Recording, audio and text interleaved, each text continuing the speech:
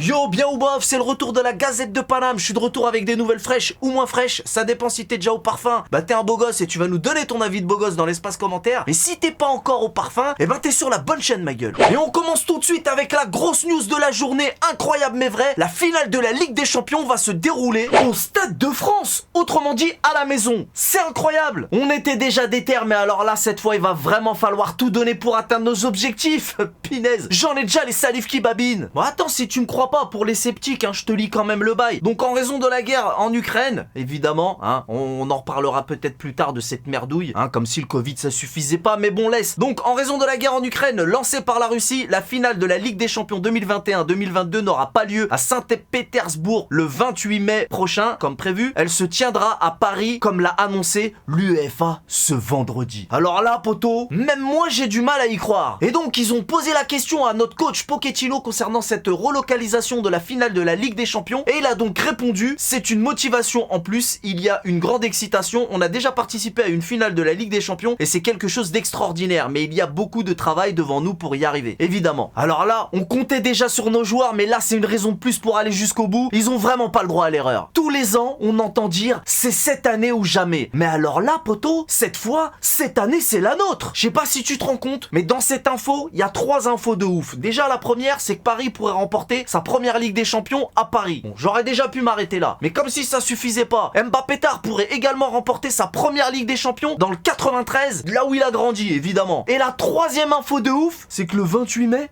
c'est la Saint-Germain dans le calendrier. C'est un truc de malade. Bon, c'est vrai qu'habituellement, les histoires de saints dans le calendrier, je connais pas, j'en ai rien à te fou, je m'en bats les nuts. Mais là, poto, je dois bien avouer que là, j'ai envie d'y croire. Le 28 mai, je vais être là en mode aujourd'hui, c'est la Saint-Germain. Bon, là, je fais le mariole, mais si on n'arrive pas en finale le 28 mai, ce sera une autre histoire. Mais plus sérieusement, c'est la dernière ligne droite. Y a plus d'excuses possibles. Il faut qu'on soit tous, et je dis bien tous, derrière notre équipe et le coach. Parce que bon, il nous fait tous chier, mais de toute façon, on sait très bien qu'il partira pas jusqu'à la fin de saison. Donc on est tous derrière notre équipe et notre coach, et on y croit. Évidemment, puisqu'on va jouer, enfin on pourrait jouer, faut que je fasse attention aux mots que j'emploie, à domicile, donc c'est notre finale. Bref, vas-y, t'as vu, je vais parler d'autre chose parce que ça c'est le genre d'info qui m'a rendu ouf aujourd'hui. Sinon à part ça, aujourd'hui, 25 février, Donnarumma, notre rempart italien, fête ses 23 ans. Eh oui, le gars il a que 23 ans, c'est déjà le meilleur gardien du monde. Peut-être, sans doute. Bon, j'ai un peu du mal à cause de vous savez qui, mais voilà, c'est son anniversaire aujourd'hui.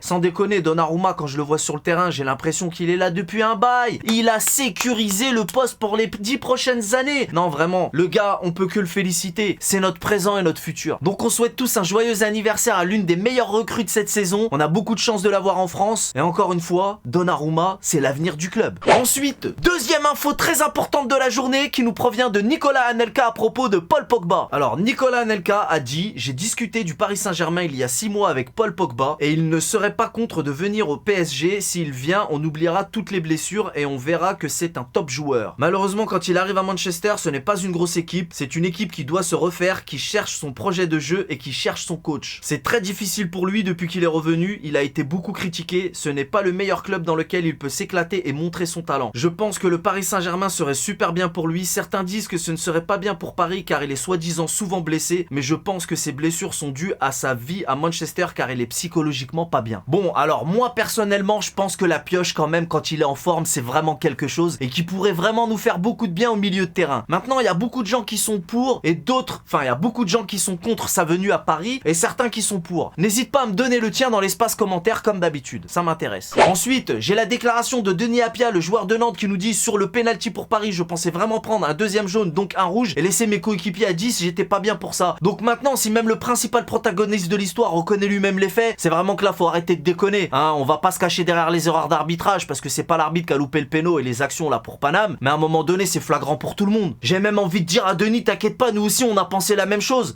Il y a que l'arbitre qui a été assez stupide pour penser le contraire. J'aime pas faire la victime, mais je vais le dire, les arbitres en France sont contre Paris. Et oui, dis-moi le contraire, dis-moi ce que t'en penses dans l'espace commentaire. Bah ouais, c'est énervant à un moment donné, même lui il le dit, me dis pas que je pleure pour rien. Ils sont marrants les gens. Et maintenant on va terminer avec une ou deux news un petit peu relou. Et oui, puisqu'il s'agit s'agit de Paredes qui souffre toujours des adducteurs et qui ne pourra donc pas participer au match face à Saint-Etienne demain soir. Ensuite, encore plus relou, Marco Verratti, lui, il est suspendu. Donc pareil, on n'aura malheureusement pas le plaisir de voir Marco demain soir face à Saint-Etienne. Et le troisième absent, Sergio Ramos, qui est l'homme qui nous a mis une très belle carotte, qui a toujours mal au mollet et qui sera lui aussi absent. Et vas-y, je vais pas trop... On va rien dire. On va rien dire, c'est mieux. Ah si, ou sinon j'ai une idée. Ramos, on peut l'envoyer en Ukraine. Il va les aider, il sera plus efficace là-bas. Ah oui, ça c'est possible. Mais sinon, à part ça, on devrait quand même avoir le plaisir, que dis-je, le bonheur de voir Léo Messi, Neymar et Kylian Mbappé demain soir. Par contre, ce qui me fait moins plaisir, c'est qu'on va pas se mentir, Saint-Etienne, c'est des vrais bouchers. Si,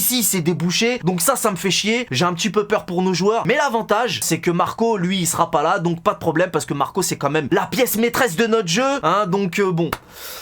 J'ai quand même hâte d'y être. Du coup, je vous dis à demain soir sur le AZ Canapé Magique. On va kiffer ça ensemble, comme d'habitude. Donc voilà, je m'arrête ici pour cette vidéo. J'espère que ce nouveau format, la Gazette de Paname, vous plaît bien. C'est un rendez-vous que vous pourrez retrouver régulièrement tout au long de la semaine entre les matchs, t'as capté? C'est tout pour aujourd'hui, c'était AZ Story. Je vous donne rendez-vous dès demain soir. On connaît les bails. Salut!